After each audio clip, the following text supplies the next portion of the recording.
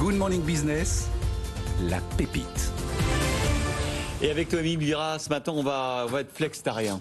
Oui, aujourd'hui, on va parler de produits à base de légumineuses françaises issues de l'agriculture bio. L'objectif, c'est de décarboner l'assiette, d'avoir une alimentation plus saine, plus durable. Donc, notre start-up, elle réinvente un peu tout ce qui est boulettes, nuggets, falafel, en imaginant des recettes végétales à base de ces légumineuses bio. Emmanuel Breillet, bonjour. Bonjour. Merci d'être avec nous. Vous êtes cofondateur de Harry & Co. Alors, qu'est-ce que vous nous proposez comme recette aujourd'hui ? Nous, on propose plein de trucs. On propose de la vraie cuisine végétale. On le sait aujourd'hui, on émet trop de CO2. Et il y a une manière très simple de réduire son empreinte carbone, c'est en effet de manger moins de viande.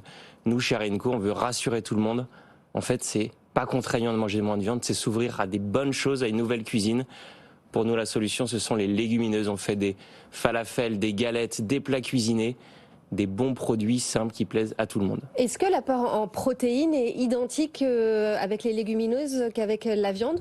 C'est tout l'avantage des légumineuses, c'est pour ça qu'on s'appelle Harry & Co, on fait référence aux légumineuses, c'est pour ça que c'est au cœur de toutes nos recettes. Haricots, pois chiches, lentilles. Exactement, oui, les légumineuses, c'est ça, c'est toutes ces petites graines colorées, lentilles, pois chiches, haricots, parce qu'en fait, c'est des matières premières qui sont riches en légumineuses, riches en protéines et qui permettent de bien remplacer la viande. Alors, ce qui est impressionnant quand même avec votre pépite, Noémie, c'est le succès de Harry & Co. Quand on voit les chiffres, 30 personnes dans l'effectif, 5000 points de vente.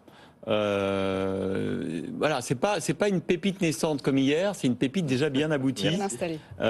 Comment vous avez fait pour vous développer ? Est-ce que vous avez d'abord levé beaucoup de fonds ? Est-ce que vous avez des usines ? Ou est-ce que vous avez des sous-traitants ? Quel est votre business model ? Oui, on a un business model assez large. En fait, on est dans 5000 points de vente, donc en grande distribution, on en trouve à peu près dans toutes les enseignes. Mais on est aussi un gros acteur, on en est fier, de la restauration collective. Ah oui. On retrouve nos produits, nos galettes, nos boulettes dans la restauration d'entreprise, dans la restauration scolaire. Donc il y a plein d'enfants aujourd'hui, par exemple, en scolaire, qui mangent nos produits et qui découvrent le végétal grâce à Harry & Co. Et vous avez vous-même développé votre propre filière avec un site en Rhône-Alpes aussi de production de ces légumineuses ? C'est ça, en fait, on essaye de couvrir un petit peu toute la chaîne. On a des lignes de production dans la Drôme, mais on est aussi très engagé sur l'origine des matières premières. C'est super important dans le végétal d'embarquer les agriculteurs avec nous. Et du coup, on est à l'origine aussi d'une filière autour de l'usine, une dizaine d'agriculteurs qui nous ont rejoints, qui font à peu près 20% de nos besoins en légumineuses et qui cultivent pour nous des légumineuses. Anthony ? On reçoit beaucoup de startups qui proposent des alternatives végétales à la viande. La question qu'on se pose à chaque fois, c'est est-ce qu'il y a une demande réelle pour ça, au-delà du côté bobo des centres-villes, etc., qui veulent décarboner leur assiette, etc. Est-ce que c'est un vrai truc, un vrai mouvement, une lame de fond en termes d'innovation, ou est-ce que c'est encore quelque chose d'assez restreint ? En fait, ça a énormément changé. On a lancé la boîte en 2016 et le regard sur le végétal a énormément évolué depuis ces dernières années. On le voit en restauration collective. On nous regardait au début, les gens connaissaient pas tellement ça. Maintenant, c'est quelque chose qui est hyper développé et le végétal se développe partout. Donc il y a des enjeux hyper forts là-dessus. En fait, c'est une vraie solution face au réchauffement climatique de manger moins de viande. Tous les experts le disent. Donc c'est assez évident que demain, on mangera beaucoup plus végétal, mais par des vrais bons produits, de la vraie bonne cuisine. Et comme le disait Anthony, on reçoit beaucoup de start-up et beaucoup veulent imiter les produits carnés. Par exemple, ça ressemble à un steak haché, ça ressemble à des aiguillettes de poulet. À de vrais lardons. Et ouais, à des vrais lardons. Est-ce que c'est aussi une possibilité de diversification ou vous voulez nous faire aimer vraiment les légumineuses ? Point barre. Oui, nous on est convaincus chez Harry & Co qu'il y a un vrai enjeu de faire découvrir la cuisine végétarienne. On peut faire des produits qui ressemblent un petit peu à de la viande, mais on est convaincu que demain, notre alimentation végétale passera surtout par de la vraie cuisine, par des vraies matières premières, par des vrais bons produits. Il y a quand même un problème moi, que j'identifie, c'est celui du prix. J'ai regardé un petit peu, c'est quand même hyper cher. C'est-à-dire que c'est plus cher que la viande aujourd'hui. Je regardais 26 € le kilo pour vos galettes de lentilles vertes. Un steak, le steak au kilo, ça doit être 10-12 € en supermarché. Ouais, mais là, c'est vraiment du mauvais steak, c'est du steak haché à 10 disons 15 € chez le boucher, on va dire. Ok. Oh, si, 15 oui, 15 15-20 €. Mais en tout cas, on va dire que c'est plus cher que de la viande. Comment est-ce que ça se fait que des légumineuses soient plus chères que de la viande ? En fait, le prix varie beaucoup selon les magasins. Donc, on ne retrouve pas toujours nos produits à 26 € le kilo. Les prix sont assez variés. On essaye d'avoir des produits de plus en plus accessibles. C'est des filières qui se créent aussi, en fait. C'est une industrie qui est assez nouvelle. Donc, les prix vont être amenés à être de plus en plus attractifs pour le consommateur. Malgré l'inflation ?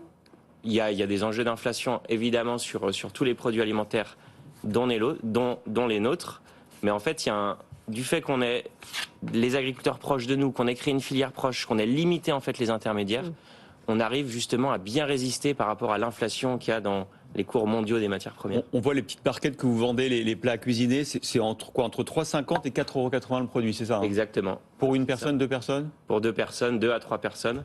Ça va, Anthony? Non, mais c'est le prix au kilo qui compte, on s'en fiche de la barquette. En La fait, barquette, il y a il y a 80 grammes. Parce qu'il faut cuisiner aussi. Ah oui, J'ai pas des d'accord. steaks hachés au kilo quand même. Non mais d'accord, mais je trouve, non mais je trouve que c'est intéressant. C'est de la légume. Moi, j'essaie de comprendre pourquoi une légumineuse coûterait plus cher que la viande, c'est tout. Mais Il y a aussi des raisons, c'est que les filières viande sont des filières très matures, donc qui ont pu beaucoup baisser leur prix. Et nous, en fait, on arrive en restauration collective où les prix sont très importants, en fait. Et donc, on arrive à amener le végétal aussi ici. C'est la preuve qu'on a des produits qui sont accessibles pour tout le monde. Noémie? Vous êtes présent au sein de 5000 points de vente en France et vous êtes lancé en Italie il y a à peine quelques semaines avec 4 références dans 250 magasins. Pourquoi l'Italie? Il y a beaucoup de Oui, flexitarien. on est très fiers de ce lancement. C'est notre premier lancement en dehors de la France. C'est un pays qui est pas très loin, un pays qui nous ressemble un petit peu dans cet amour pour la gastronomie. C'est un pays aussi où ils sont de plus en plus flexitariens, ils sont même un petit peu en avance par rapport à nous. On remarque que le marché est un petit peu plus gros que le marché français alors qu'il y a un petit peu moins de monde. Mais c'est surtout un marché où cet écho sur la vraie cuisine végétarienne fait sens et on voit que les Italiens sont sensibles à tout ça.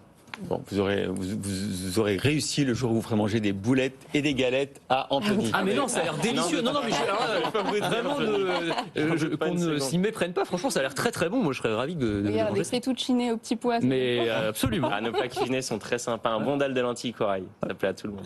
Merci beaucoup Emmanuel Breillet Merci pour beaucoup. Ariane Co. Merci Noémie. Tout de suite, on retrouve Anthony Morel, mais on va parler de robots évidemment.